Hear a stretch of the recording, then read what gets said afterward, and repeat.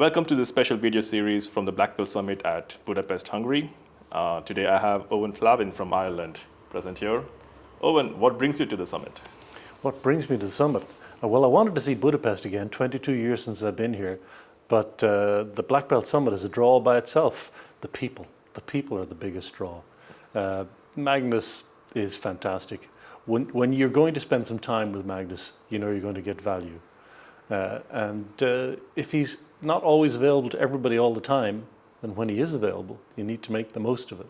So that's one draw card. The other draw card is that with Innovation 360, in the few years since I started working, the community has been growing, and the people in the community have been maturing in their understanding and use of the Innovation 360 model, the platforms. So those two facts are fairly important, fairly weighty. As you say, we have a growing community of licensed practitioners in 50 countries. Just for them to get to know a little bit about you, Eoin, can you just give a brief description about yourself? Sure. I think I've been doing innovation for 30 years. What I was called, the titles weren't always innovation. But during that time, I've written international standards, I've created schemes that are used globally, I've developed new businesses, and I have spent a lot of time trying to make sure that I or my employer could speak the language of the area, the field, the domain, the sector that they needed to move into. So when in 2018 I came back to work for myself again, I was saying, what would be the best partnership for me to do that? I said, well, if innovation is the field, then who's leading? Okay, well, what I want to be is an innovation advisor, innovation management specialist with that leader. And the leader that I chose to work was with Innovation 360. Yourself and Saif at the time were our first contacts. So that relationship, that model, and that evident leadership was very, very attractive. Fantastic, and we are very glad that you joined us. And I know Angelo is not here, but you both have very deep expertise in a lot of different fields. Mm-hmm. And even though you have been, let's say, working with innovation for the past 30 years, what has been your learning journey, let's say, from the basic belt to the black belt accreditation? Yeah, that would be a question that could best be answered by somebody attending all the accreditations, because there's a volume and a depth, and the devil or the value is in the detail as much as it is in the clever models or the individual pieces of software. I think the learning journey depends on what the individual brings to it. And I was strong as a consultant, strong as a technical consultant, strong as a systems guy. That's my bias, my bent. And I understood design thinking. But I perceived design thinking as something that, well, if that's not what I do, then I am weak because I'm not a design thinker. So when I was looking to the leadership and looking at the content of the Innovation 360 approach, one of the real things I saw was the integration. So I learned better to integrate those approaches. And I also validated that the prior experience, the 30 years of innovation, that doesn't disappear to nothing just because you're not a master in one particular flavor of innovation. So I got far more comfortable with that quickly. And then I started to learn that if I was going to succeed in innovation management consultancy, I had to do more work at the strategy level.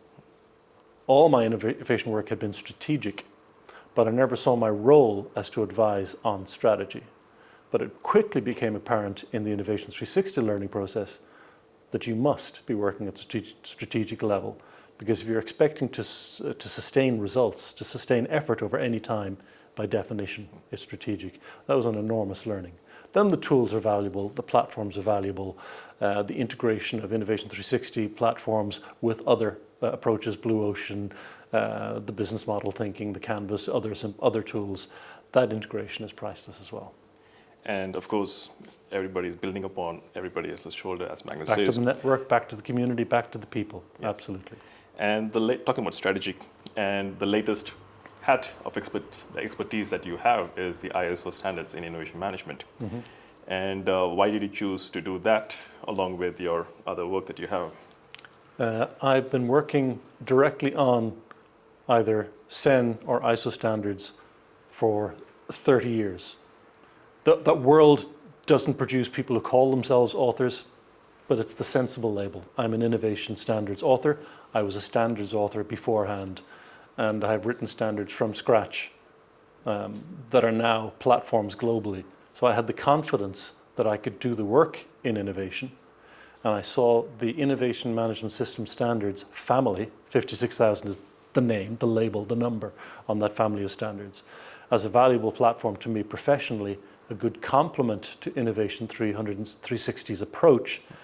And if I'm working primarily in a jurisdiction, and I live in Ireland, well, in that island, I am on the National Standards Bodies Committee, and I now lead that committee for Innovation Management System Standards. So it's a particular addition or set of additions to the brand, to the personal brand, to Stepstone's brand. And talking about Stepstone and strategy and Ireland, we see you as a strategic partner there. And what makes you and Angelo think that, we want to take the long journey with Innovation 360 as a partner? If we were thinking of it tactically, we would have been silent and absent before this year. We first started finding out and then getting to know Innovation 360, the team and the model, in 2019. So that fact speaks for how we're looking at it as a strategic partnership. Now, in the future, who do we expect to be working with and why? Well, I hope to be working with clients on a long-term basis, trusted advisors, the role we all want, helping organizations and teams to build their capabilities, matched to their aspirations, building innovation strategies, and helping those people over the long run. The Innovation 360 model is built to do exactly that. So there's very little value in doing a fire and forget with the approach or the people. It's only worth our while if it's strategic and if it's a partnership. So that's our selfish approach to it. And that has costs and benefits, but we're not worried about that prospect. We're secure that that's the way we want to go. It's fantastic.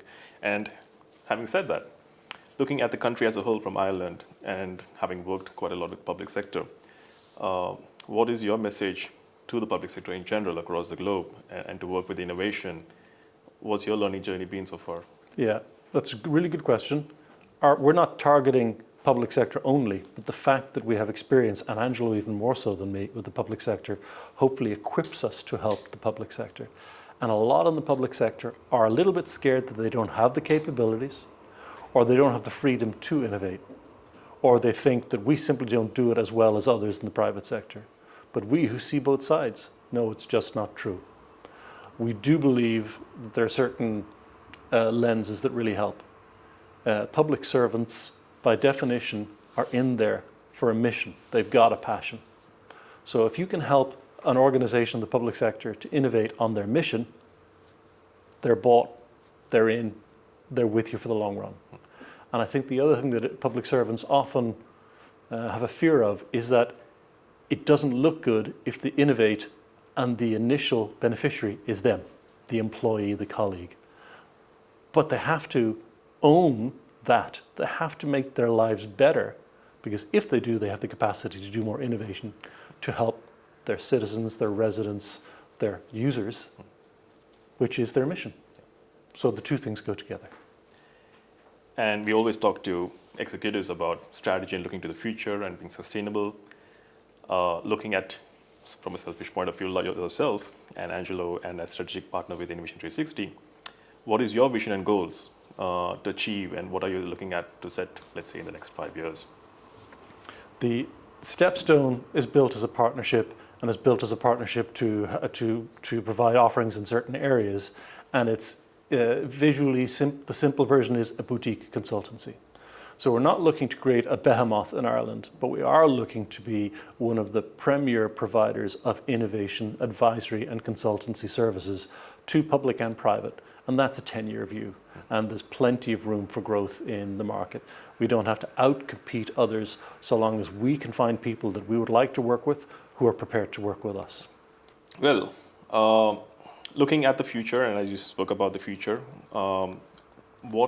and I was talking about being a practitioner, having the knowledge is great, but utilizing it and practicing what you preach is another aspect of mastery of innovation management.